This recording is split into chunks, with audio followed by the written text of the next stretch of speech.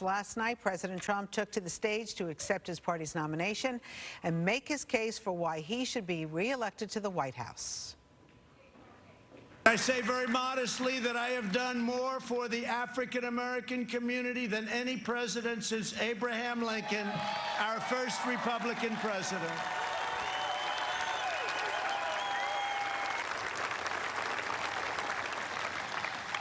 And I have done more in 3 years for the black community than Joe Biden has done in 47 years. All right, let's discuss this. Joining me right now, Fox Soul TV host Dr. Sean McMillan, who can dance and sing and knows the words to Native New Yorker. I'm very impressed. So you watched the Republican convention last night. You see me laughing. You watched the Republican convention last night. What went through your mind? What thoughts do you have today?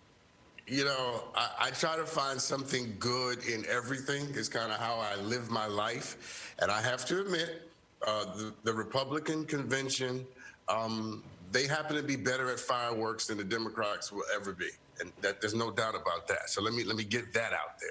That's my positive olive branch to the Republican convention. Here's the problem with what we just heard. Traditional Republicanism has always said to America, we're not in the business of giving people things. We're in the business of creating the right conditions for people to be able to accomplish things on their own. And now we have Donald Trump running around trumpeting the fact that he's done more and given more things. African Americans don't need the government to give us things. What we need is for the playing field to be even, for the game to be fair, and for the rules to be public. Under those conditions, we can flourish. And so this whole notion that he's done more, well, if we have to use that language, I think the Voting Rights Act, the Civil Rights Act, the Accommodations Bill are far more significant things that Lyndon Johnson did for the African-American community. Way more than Donald Trump has ever conceded. So let me ask you something. I mean, he had some very important speakers there last night. Dr. Ben Carson, who made his case. And what about Alice Marie Johnson, who he pardoned and who she claims was put in jail under very strict circumstances because of a bill that Joe Biden wrote back in the 90s? Yes, and Joe Biden should be ashamed of himself for supporting that bill in the 90s. A lot of us at the time, and I was young at the time, did not support that bill. He should be absolutely ashamed of it, and apparently he is. But again, that's one thing. It's another thing to use that, dear sister, as a political prop to sort of make the case that now everything that we've heard from Donald Trump that courts racists and white supremacists and disrespects the dignity of black people, that we should forget all of that because he's done this one act, the First Step Act, that's helped 1,000 people realign themselves with the criminal justice system. So there's something to be remembered. Barack Obama, without promoting it, he affected the lives of over 2,000 people, and in one day he commuted to sentences of 300. And so where I come from, 2,000 is always more than 1,000. That's just how that works. I understand. But then they also brought up last night, I mean, New York was front and center last night, NYCHA, which has been a disaster here in New York, Dr. Sean. And he talked about Lynn Patton and Ben Carson, how they made some real changes. And they talked to some of the people who live in NYCHA housing. Yeah, listen, no one's going to deny that there are disastrous situations going on in cities right now, and New York is really going through it. My hometown happens to be struggling and fighting its way back to vibrant life and flourishing. There's no doubt about that.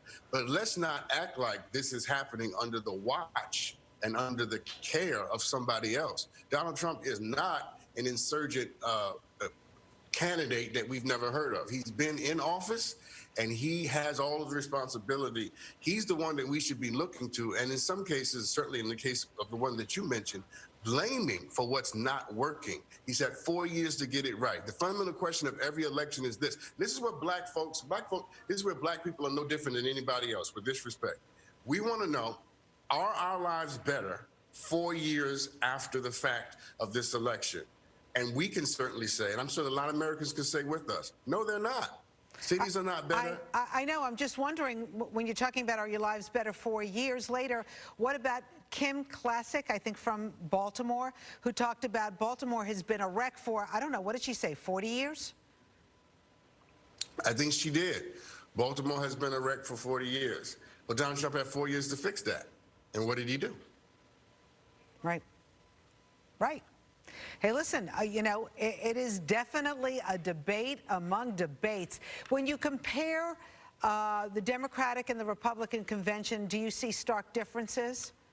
I see tremendous differences. First of all, the Republican convention, the last 2 nights turned into a super spreader event. It's deeply problematic. We're still in a pandemic. And I think that I experienced these 2 conventions, and I think a lot of African Americans experience these 2 conventions as being the difference between poison and penicillin.